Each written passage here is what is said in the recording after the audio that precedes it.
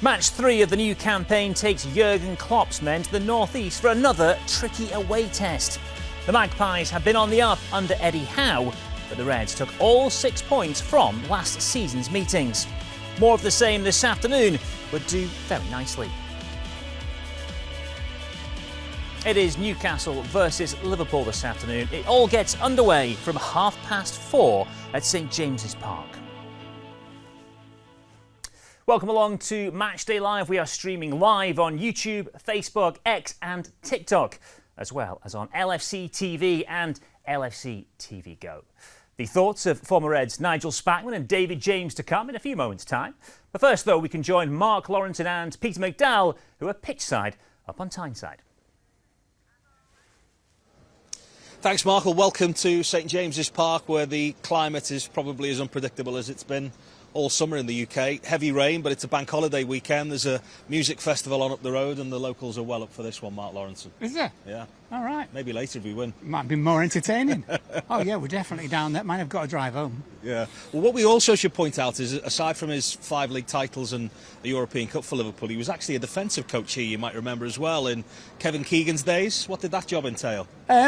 Not a lot, Pete, to be honest with you, because Kevin Keegan was the manager, Terry Matt was here, and I'd been up to interview Gillespie, the right winger, and I got back. I was doing a bit of work for Sky at the time, and I got this phone call from Terry Mack the day this thing that I did with Gillespie was due to go out, and I'm thinking, oh, they're upset about this or whatever, as you do, being in that sort of mode. And Terry Mack says, what are you doing tomorrow? And they were playing Man United at home, and it was a 5-0. Right, So I said, I'm not doing anything. He said, oh, Kevin says, just get yourself a flight from London. So we'll sort out your expenses and everything. He wants to talk to you. So about 2 hours before the game, I'm sat in the office with Kevin and Terry Mack. And Kevin said, why don't you come and do some coaching?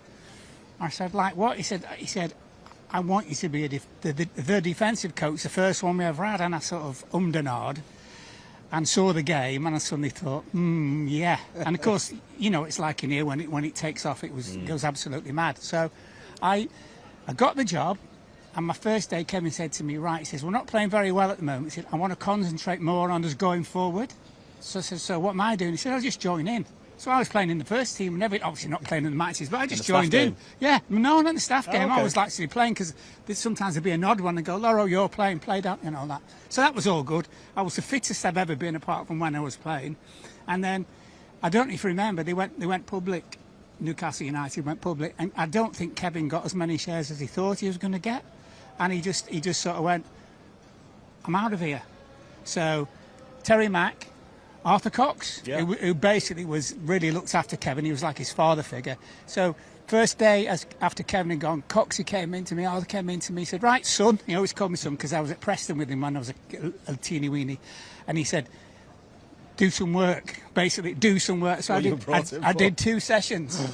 I did 2 sessions, and but that was it. But, on the subject of defenders, it looks like one of those games, doesn't it, that could be a defender's nightmare. Liverpool, of course, irresistible at times going forward. It's got goals written all over this, hasn't it? I would say so. And if certainly last week's anything to go by, most definitely. I don't think we're worried about going forward, are we, or scoring goals. I think obviously the midfield is still whatever it will be. I somehow feel that maybe Endo, is that how you pronounce it? I think he might start somewhere, because I'm looking around thinking, you're going to go with Gakpo here, so that you're almost playing with 4 forwards at Newcastle. I don't think we can afford to do that at the moment. So, yeah, I think it might be a little bit harum-scarum, but certainly one worth watching. And in that position where Ivibu doesn't make it, is it Matip you prefer, or Joe Gomez? It's Matip, because I'm never sure with Joe Gomez, because I always think with him, Pete, is that if his first touch is good, he plays well. If it's not good, he's a little bit, so, you know, rabbit in the headlights. And also, they've got some big boys here at Newcastle, so, you know, but the left-back's massive, isn't he, about 8'3". So we need Matip from defending corners and free kicks, etc. OK, Mark Lawrenson is with us for the duration, and of course we'll have that team news confirmed for you bang on 3:30. Yeah, we're back to the guys very shortly for that. Welcome to David and to Nigel. Good to see you, boys. We go into this game on the back of that first win of the season against Bournemouth. What did you make of what we got in that David, are we happy to be up and running? And did we see enough in that game to give us a little bit of confidence moving forward? Yeah, I thought it was a good win. We talked about it the day before, didn't we? Obviously, with Bournemouth going up early, scoring early through overpassing whatever in the Liverpool defence, it kind of skewed, I think, the way that people saw the game. I always think scoring early isn't conducive to getting wins, as we saw yesterday with a number of teams. And Liverpool then took charge. I mean, number of opportunities from corners, which I think Jurgen Klopp and the team would be happy with. Set pieces could be a strong point. And this guy Diaz, wow. There's, I think we said this the other day. The correlation between Luis Diaz being on the field and Liverpool getting positive results is positive and strong. And the form that he's in at the moment, after that Bournemouth game in particular, you've got to be confident going into any game. Bournemouth are a team in transition to appoint a new manager, new way of playing. They're adapting. We've seen that in their opening performances. I think all the games, they've had good moments, but also problems along the way. But they asked a few questions of us early on, albeit some of them were of our own making. They did, trouble us in the early stages. Yeah, but I think sometimes teams come into Anfield, they come and just say, well, we might as well have the go, because if we sit back, Liverpool will keep possession and press us and get on top. So I think they come and had a little bit of a go. But I think even with 10 men, we weathered that. I thought we looked good. We played some good football at times. I think you've got to give a special mention to Jota as well. I think he's looking sharp, as Diaz is. Great to see those two back fit, and hopefully we have them for the rest of the season. Mo with not the greatest penalty, but followed in and got his goal, which is good. But defensively, giving the goal away, I think that's something that we need to still tighten up on defensively, and it'd be a real test today at St James's Park with that crowd behind them, 52,000 urging them on. We've got to be solid and we've got to stand up and be counted today defensively. The big moment in that Bournemouth game was the McAllister red cards. There's no further ban to follow, which is a big relief. What did you make of the challenge when you saw it, Nigel, last weekend? Well, I didn't think it was high. I was talking to Gary Gillespie. He thought it was a red card. I didn't think it was. I think it's early in the season. Referees are looking to, clamp down on everything. And I think it's both going for the ball. One's a little bit higher than the other, right in front of the referee. He's not that type of player, but he was late, and I think a yellow card would have sufficed, but he got a straight red, and luckily, unfortunately, it's got overturned and he can play today. Yeah, you don't often see common sense exercised in these situations, David. We saw it was a little bit high, maybe didn't have the force, but just by virtue of it being high, I thought maybe they would stick with it, because by the letter of the law, maybe you could justify it. But they've actually looked and said, you know what, it didn't have that intent, it didn't have that force, it would be excessive to make him sit out another 3 matches. Yeah, I think they've got it right. The decision on the field was right for the time allowed to. I mean, you could have been there for another 10 minutes trying to work out whether he meant it, whether it was fully dangerous. So I think they made a decision. And again, I suppose it's easier to say that now because Liverpool came away with 3 points. Had it changed the game to the point that Liverpool did get 3 points, then the decision on the field might have been wrong. But as you say, common sense has prevailed, and having any further sanctions rescinded is the right thing. I guess the hope is that today he's able to play a little bit further forward and someone else can sit in that 6 role, because we saw at times in that game it's not where he's used to playing. He was caught out, he was pressured a little bit. You want him further up the field, another 10-15 yards at least. Well, it was the same at Chelsea as well, where we started really well for half an hour, and then if we could have got the second goal, might have gone on and got the 3 points. But credit to Chelsea, they came back in. But I think the balance in the middle of the park wasn't right, and Gakpo being asked to play in there is sort of the head of 3 players in midfield, 2 more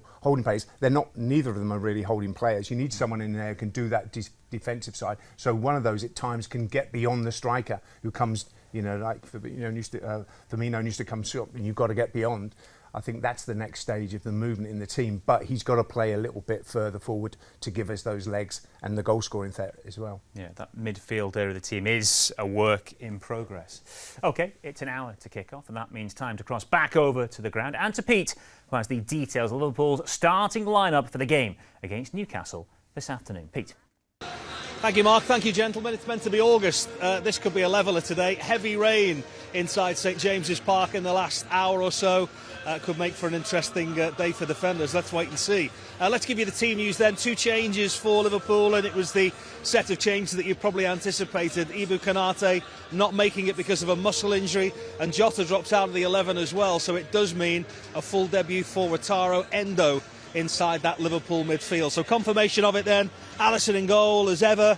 Trent Alexander-Arnold, who made his 200th Liverpool appearance last weekend, second youngest to do it at the age of 24, continues at right back, and in that hybrid role Joel Matip will be asked to do that job, and beaten in all 5 appearances against Newcastle incidentally as well. Endo with 40 appearances and 6 goals for Stuttgart last season, only missed 3 games inside 3 seasons, entrusted with that holding midfield job today.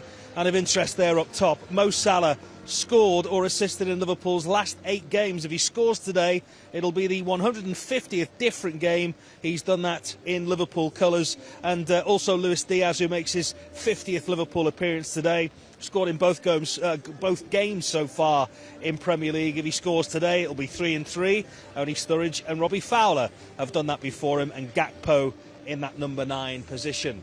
Mark Lawrenson alongside me, who's come prepared for the weather here. But I say that, you borrowed it off somebody. I might have done. Is it me, or does Salah seem to break a record every time? It seems to be every week, doesn't it? Yeah. Yeah. I mean, we could do with it today. What do you make of the changes, as anticipated, as you predicted earlier? Yeah, I think so. I certainly Matip, because we need some height defensively. But also, I think obviously his relationship, even now with Van Dijk, is very, very good. And if he's feeling confident, he'll come out from the back and maybe cause a problem in midfield. We're all talking about midfield, aren't we, with Liverpool? He might cause a problem for Newcastle in midfield, because he's good at bringing the ball out. I couldn't really see any other team. Endo, good start for him. A little bit of a cameo last week. He looked good. He obviously loves a tackle. But he'll have to get used to the Premier League, because, too many tackles, as we know, and you could be in a little bit of trouble. But let's see what he can do. Bags of experience, that's what he's been brought in for games like this today. Yeah, the only thing with that, Pete, is I think everybody would say to you that this, it'll be quick today anyway, it'll be a quick pitch because of the rain, but it's much quicker, even quicker than the Bundesliga.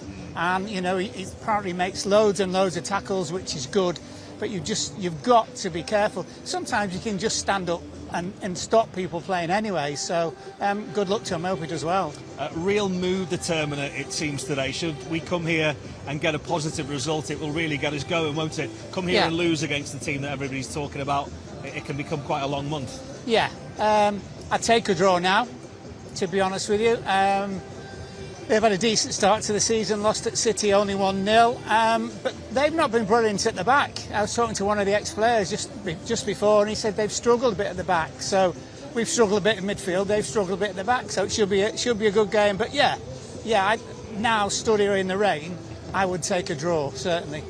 You look at our away form last season, had it just been slightly better, we'd have secured that top 4. That form away from home needs to be so much better this year. Yeah, I think obviously because of the really good run we had at the end of the season, it was a little bit, let's just go for it. And it just proved to everybody that, we are a very, very good team. We weren't quite as bad as people thought we were, with 8 games of the season to go. Different season. Everybody's still got a point to prove. But we look like we're going to score goals. I don't think that's an issue. But as we say, midfield again today, the spotlight's on that. See how we do as far as that's concerned. And, about time we had a clean sheet as well. Clean sheet here would be really, really good. Clean and dry umbrellas, I think, are going to be a thing of the past where today is concerned. And as many of the Newcastle fans have been telling us on the way in today, Jurgen Klopp lost against them back in 2015, but the record since then has been good, unbeaten in 13. Liverpool hoping to win a 3rd Premier League game in a row here at St James's Park this afternoon. Fingers crossed. Thank you, gents. There are some days you want to be at the ground. There are some days you don't. Yeah. Quite happy in here this afternoon. To the formation then, it's kind of what we expected. I think, Dave, we thought there'd be a chance for Endo to come in, and that's what he's done. And it's a bit more horses for courses. We've got McAllister back a bit further up, as we just touched on a moment ago.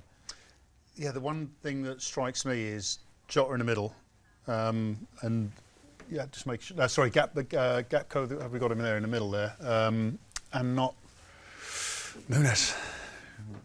my man, I need Núñez in there to bang in some goals. But yeah, other than that, it's what we would expect. Yeah, Núñez is having to be patient for minutes, for starts, at least just now at the start of the season. Underlining the fact we actually have options in different places this year. Perhaps we didn't have that at times last year. But kind of what we expect. And there feels like there's a better balance in the Nigel, especially in that middle of the park.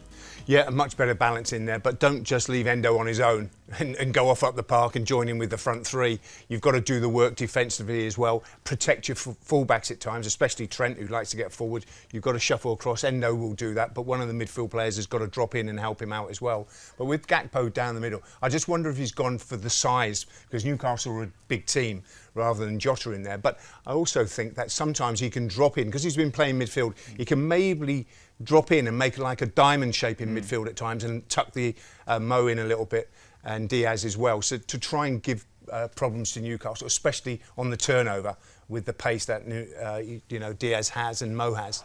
But it's going to be a competitive game, and we've got to be up for the battle today, first of all, rather than talking about playing. We've got to be solid defensively, filling for each other. What we're just seeing, a little reminder of Endo's cameo in the game against Bournemouth. Yep. Hard to judge a player on the basis of 20 odd minutes or so. A chance for him to really show what he can do today. Have a lot of eyes on him this afternoon because he's been brought in to plug an obvious hole in the group. Yeah, the interesting thing about his performance, he spent a lot of time pushing forward as opposed to holding. I think we just saw an illustration there where gets in a tackles very well, then bombs forward. And I think, like you were saying, today's going to be one of those games where they can't really afford to have him pushing forward too much, because Newcastle have got so much pace on that counter. You've got likes of Gordon, potentially Isaacs. It's going to be what it could end up being an end-to-end game, which will be exciting to watch. I'm not sure if it'll be good for the nerves, and if you get the result, it doesn't matter. But I just think you don't want to encourage Newcastle, like I said before, with 52,000 fans and most of them being locals. Any reason to get behind them. So if Endo can kind of hold that position a little bit more, I think that would help Liverpool's cause. The midfield battle's always is key in football matches, but it's a real strength, this Newcastle. They've added real quality in the centre of the park, and if we work on the base, it's most likely to be Tonali and Bruno and Joe Linton in there. A three that work really well and have got a good physicality and a good bit of quality as well. So we need to match that. Yeah, Tonali, I don't know, because I do obviously Serie A football every week, every weekend. I think he's one of those players that's really suited to the Premier League. He's got good physicality. He's 6'1". He likes to tackle, but he works really hard. But he can pass it. He can get forward at the right times as well. I think we could have actually done with maybe trying to nick him off Newcastle before they got him. But he's there.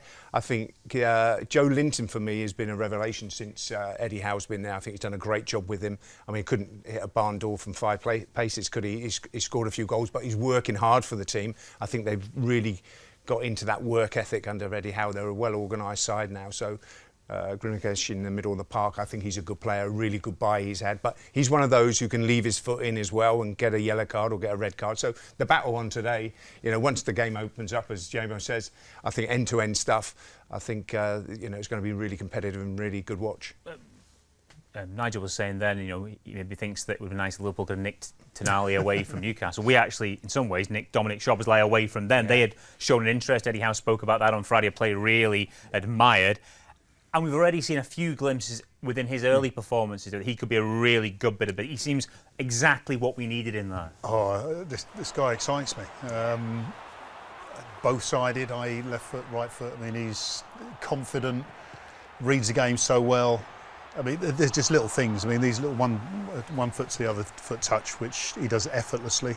And I think, as I said, if you've got Endo in the right position and allowing Dominic to go forward, show his class, then this could be good. I mean, it's interesting you mentioned Tonali, because AC are top of the Serie A at the moment, so they're obviously not missing him. I did him last maybe night, he's better off at Newcastle than he would have been at Anfield. So.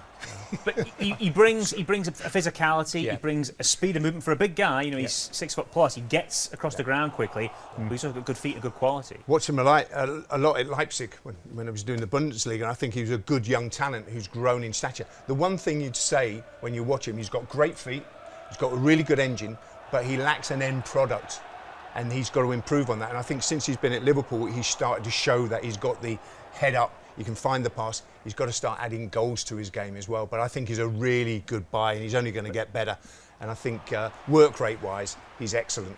It's just really getting that 3 now to recognise each other's strengths and weaknesses in the middle of the park. But things like that, we just saw then carrying the ball through midfield, getting down the right a moment ago, and getting to the touchline and showing a good turn of pace as well. We've kind of missed a little bit of that. Yeah, but he's an all-round midfield player, and that's what I say. That's why he's just got to add an occasional goal to his game as well. I don't know what I'm talking about goals for, but you know, I think he's a wonderful player and just going to get better. McAllister's going to get better, and that balance in the middle of the park hopefully will be an awful lot better today. Yeah, if we'd been doing Matchday Live back in the late 80s, someone would have been sat here going, see that Spackman gets around the pitch well, covers a good engine, not enough end products, not enough goals. OK, well, it's a big day for the Reds, and we'll be right across all the action for you on the club's platforms. At 4:30, we've got live audio commentary of the game up at St James's Park. Then we're back at 6:30 for the Matchday reaction show to bring you interviews from St James's Park, hopefully reflecting on a Liverpool victory. Free highlights to come on Go from around about 8:30 tonight, and the full match is replayed on TV and on Go from midnight. And Inside Newcastle will drop on Monday on YouTube and Facebook. OK, it's time now to say goodbye to our viewers across our social media platforms. If you want to continue watching our build-up, you can find details of how to sign up to LFC TV and LFC TV Go on the official website. That is liverpoolfc.com/watch. A lot more to come for those of you watching on LFC TV and Go after the break, including the thoughts of Jurgen Klopp, Eddie Howe and Harvey Elliott. We're back soon.